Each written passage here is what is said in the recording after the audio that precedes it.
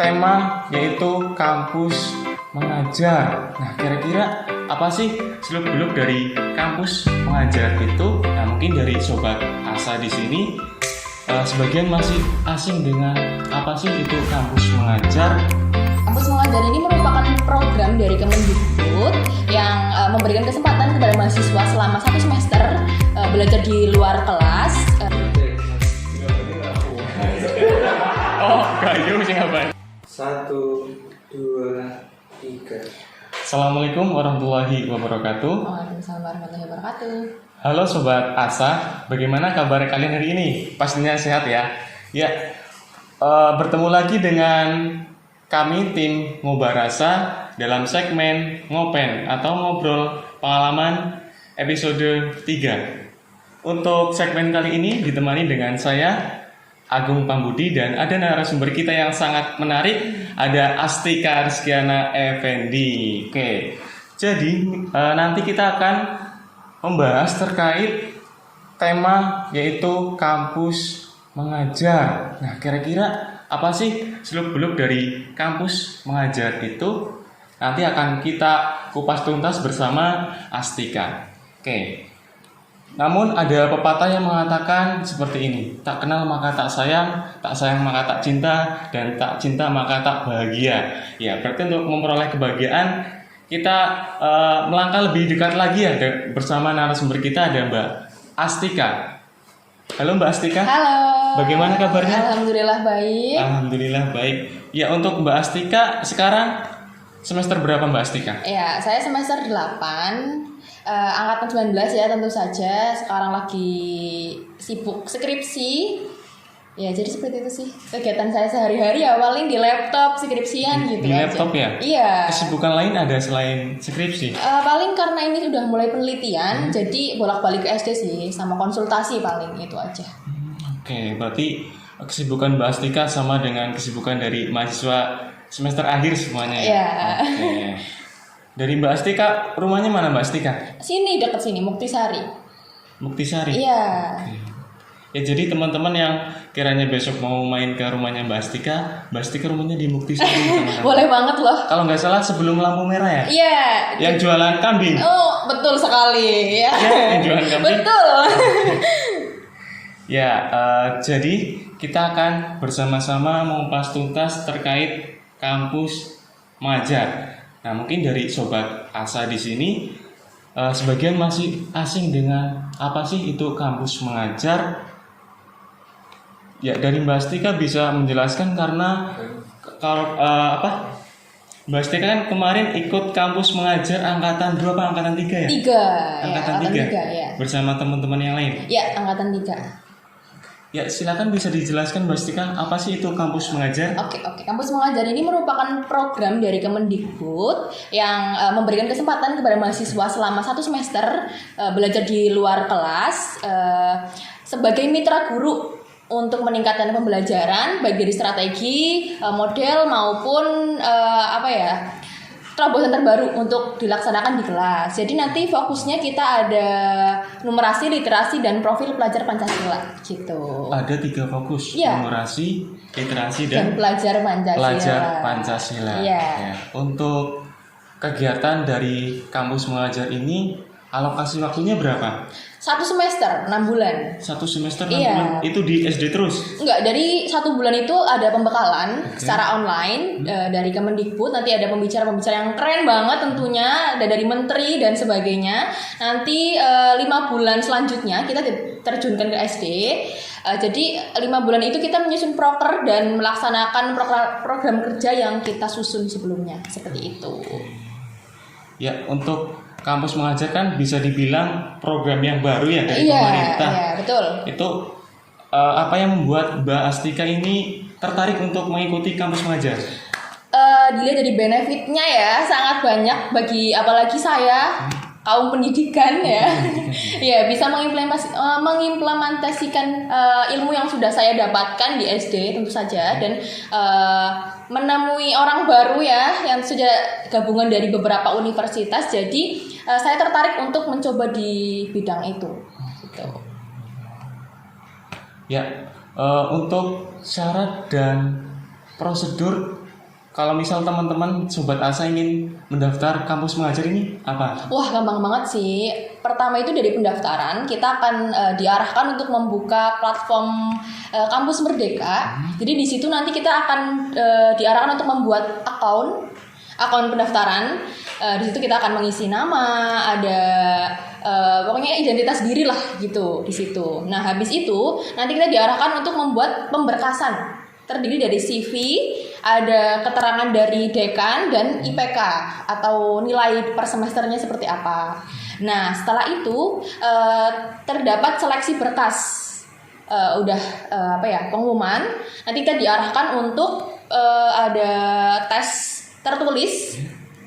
Setelah tes tertulis kita ada pengumuman langsung dan yang terakhir itu penempatan gitu. Oke, tadi disebutkan bahwa ada keterangan dekan ya? Ya.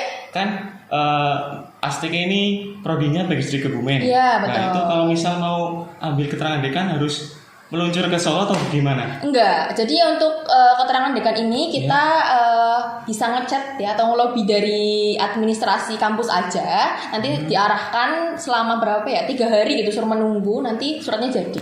Oke, berarti lewat staf TU ya? Iya, kalau nggak salah. TU aja. Oke.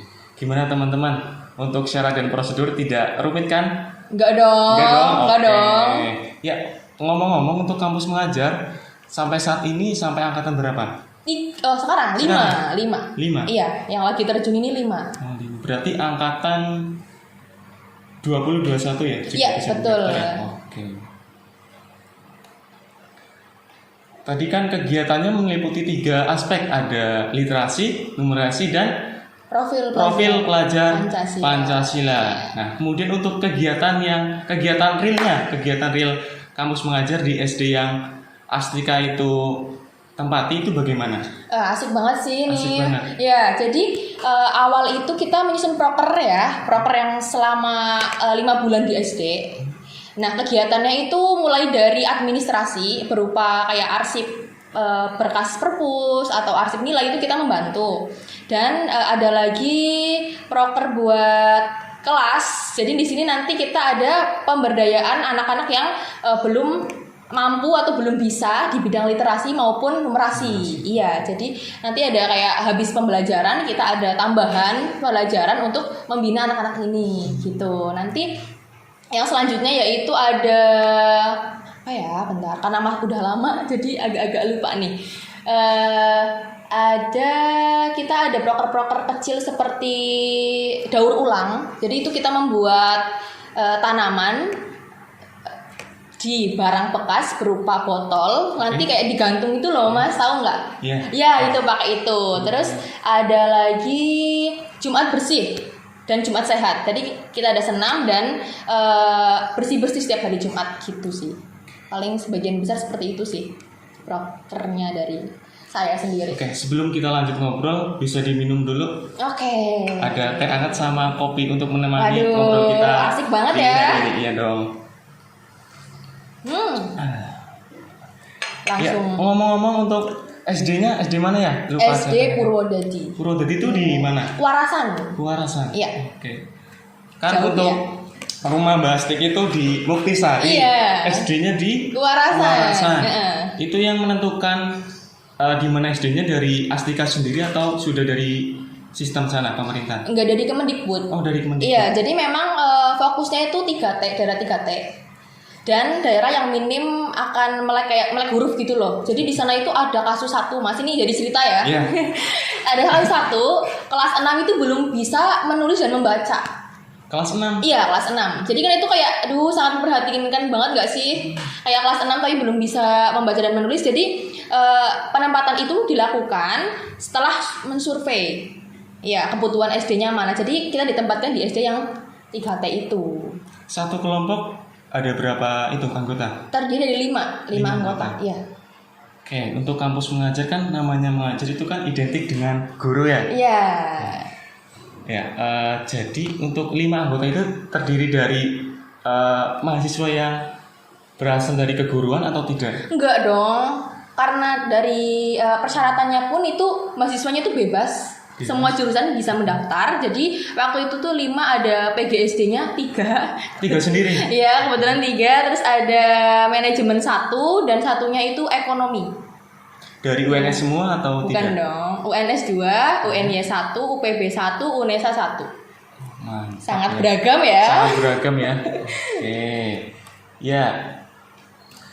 Tadi kan dikatakan bahwa SD-nya di Purwodadi. Iya. Itu kendala saat Mbak Astika itu setiap hari atau Laju. kesana? Iya, laju.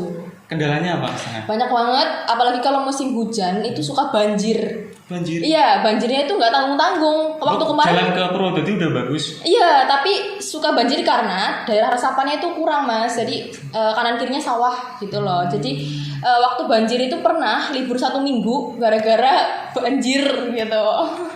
Gara-gara banjir siswa diliburkan 1 minggu. 1 minggu ya pembelajaran di rumah. Gitu. Ya. Ya, kemudian kan tadi sudah disebutkan ya kegiatan yang ada di kampus mengajar. Itu ada patokannya berapa sih? Setiap kelompok itu harus buat berapa program gitu? Patokannya nggak ada, tapi harus terkait dengan yang tadi literasi, numerasi, dan profil pelajar Pancasila. Misal, andai kata udah ada 3 program yang udah membuat itu berarti nggak apa-apa. Nggak apa-apa, tapi semakin banyak ya semakin bagus kan, gitu. Ya. Jadi kayak waktunya 5 bulan ya kita maksimalkan untuk program-program yang inovatif dan kreatif gitu. Apalagi mahasiswa ya Mas, pasti ada idealisme gitu loh untuk mencapai tujuan itu. Ya, tadi kan disebutkan bahwa baru pertama kali bertemu dengan teman-teman mahasiswa yang beda universitas. Ya. Itu butuh adaptasi yang lama nggak? Pasti, apalagi 5 ini punya karakter yang berbeda-beda ya. Ada yang pendiam, ada yang saya yang sangat ekstrovert ini. Jadi adaptasi itu 2 minggu pertama. 2 minggu pertama. Ya, kita lalui sangat berat karena memang dari penempatan kita tuh nggak pernah ketemu. Ya, nggak pernah ketemu, jadi langsung diterjunkan ke SD. Pasti kita butuh adaptasi, apalagi ada jurusan yang bukan pendidikan. Okay. Ya, otomatis kita perlu mengenalkan kembali apa sih itu RPP, apa sih itu silabus, apa sih itu perangkat pembelajaran dan sebagainya, itu kita perlu mengenalkan gitu. Ya. Kemudian untuk keluh kesah Astika dan teman-teman ketika mengikuti kampus mengajar bagaimana ketika di SD Purwodadi? Keluh kesah ya. Satu, jaraknya lumayan jauh ya, tentu saja membutuhkan effort yang lebih besar juga, bangun pagi dan perjalanan cukup jauh sekitar 35 menit menggunakan motor. Terus apalagi ya, mungkin di itu sih siswa. Ya, siswa kan berbeda-beda. Nah, itu pada saat kita melakukan pembekalan atau tambahan di luar jam, tingkat pemahamannya juga pasti beda-beda. Nah, ini nih yang menjadi PR kita untuk apa ya? Setiap harinya tuh ada gebrakan baru gitu loh. Gimana caranya itu biar siswa tuh tahu, bisa mudeng apa yang kita ajarkan. Jadi itu menjadi oh iya, ini PR kita nih, setiap hari harus ada gebrakan baru untuk gimana caranya siswa bisa baca, bisa nulis, dan bisa kita arahkan untuk bisa memenuhi yang tadi proses belajar Pancasila gitu. Iya. Untuk siswa, karena mereka kedatangan sebut saja pengajar baru, bagaimana respon mereka? Excited banget sih. Excited banget ya? Ya, suka banget sih mereka karena ya kita bayangkan setiap hari gurunya gue baik, mesti kayak bosen kan. Bosen ya? Nah, jadi kedatangan kita tuh mereka sangat hangat, sangat excited dan semangat setiap harinya gitu. Kayak nyamperin ke base camp kita. Kak, kapan masuk kelas gitu. Itu base campnya juga di SD? Di SD. Kebetulan ada ruangan kosong oleh kepala sekolah direncanakan untuk mahasiswa yang KM gitu. Berarti teman-teman dari S3 semuanya laju atau bagaimana? Alhamdulillah laju semuanya. Laju semuanya. Iya. Domisili Kebumen semua. Kebumen, ya, tapi Kebumennya mencar-mencar nih. Ada yang Gombong, ada yang sini perumahan Prajamukti. Ya, ada yang Panjer, ada yang Situ Mengkowo. Situ Mengkowo daerah mana? Mengkowo aja, situnya dihapus. Situ. Tak kira ada Situ Mengkowo, Situ Bagedi dan lain-lain ya. Oke. Itu kan tadi keluh kesah. Iya. Kemudian kira-kira respon dari guru terkait kedatangan teman-teman mahasiswa bagaimana respon dari Respon dari guru ya. Yang pertama kita direspon atau disambut dengan hangat di sana. Dan setelah keberjalannya KM, beliau malah ingin direkomendasikan untuk SD-nya, mana sih ini KM 4, suruh sini lagi lah gitu, suruh membantu kita dalam kegiatan pembelajaran. Soalnya katanya ya, gurunya itu lumayan terbantu dengan adanya KM di SD tersebut gitu. Ya, untuk kampus mengajar ini menawarkan berbagai keuntungan. Itu yang membuat dari Astika tertarik untuk mengikuti kampus mengajar. Untuk keuntungan dari kampus mengajar apa aja sih Astika? Banyak. Dari pertama biaya. Tentu saja kita diberi akomodasi. Ada fee-nya sendiri. Ada dong. Ada fee-nya sendiri. Ini perlu disebutin nggak nih? Boleh, nggak apa-apa.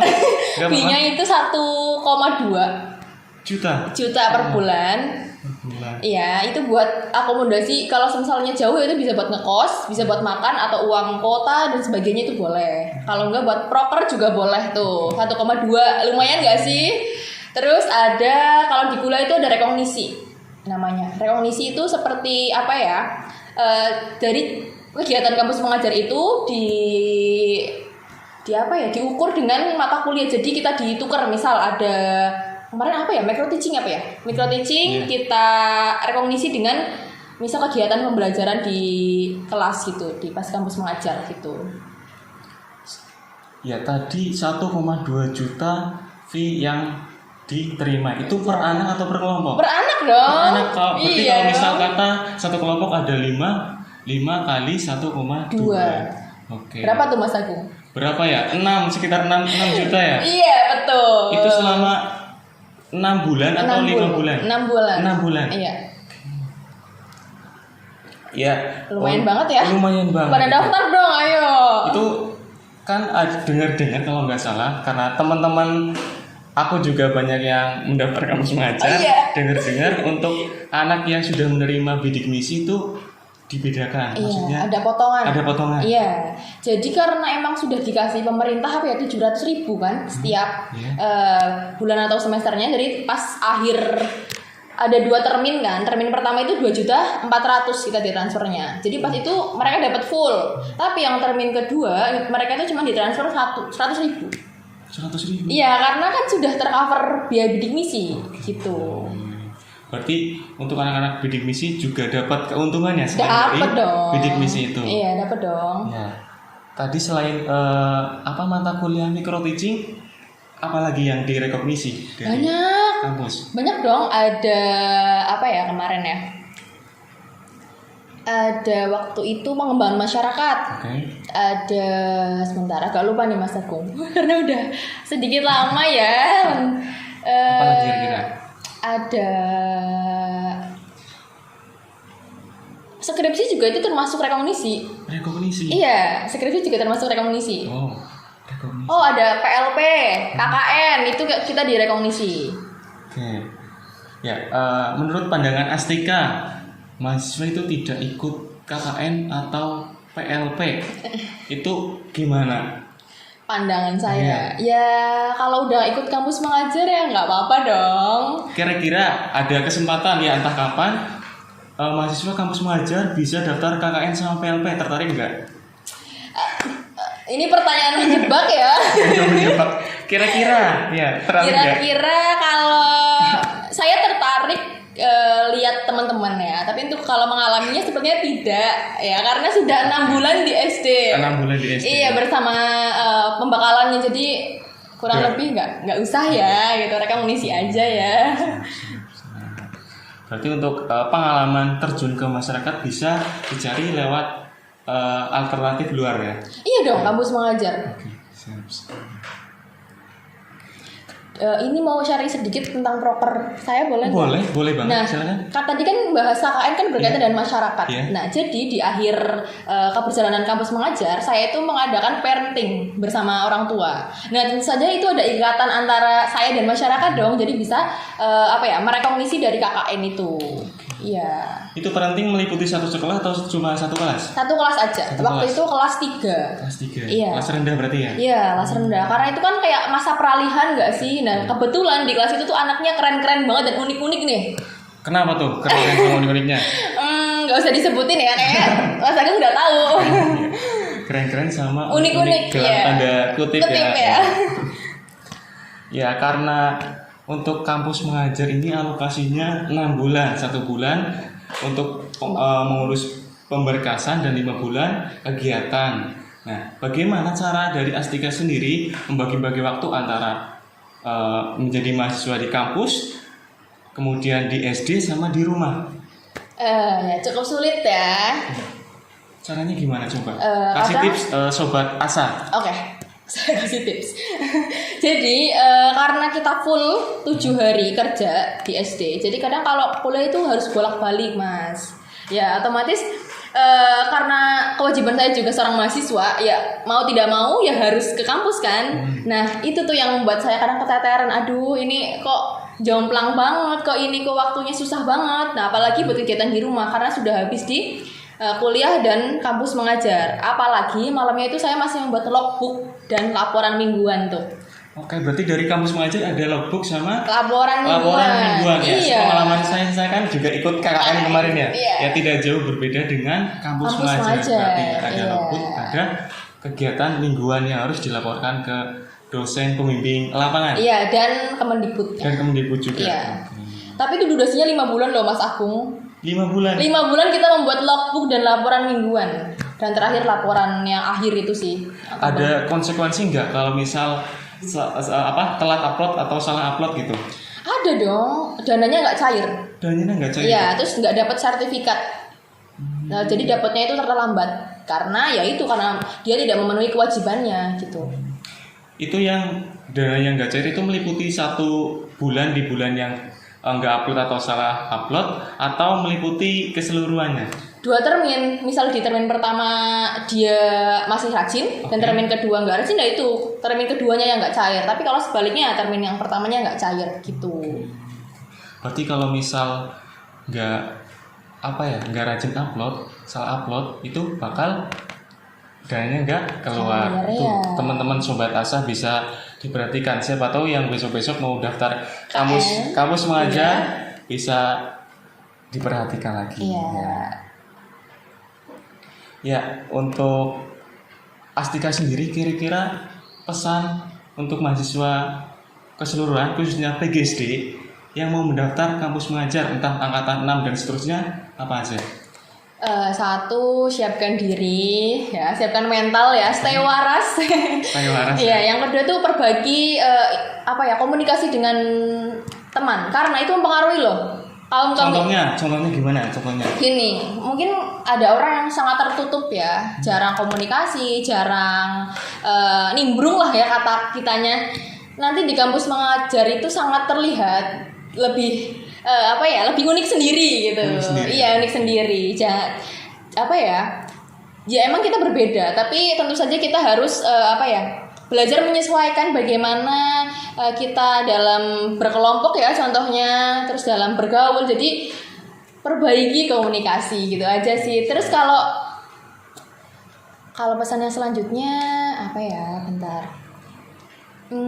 Lebih ke bagi waktu. Ya, bagi waktu.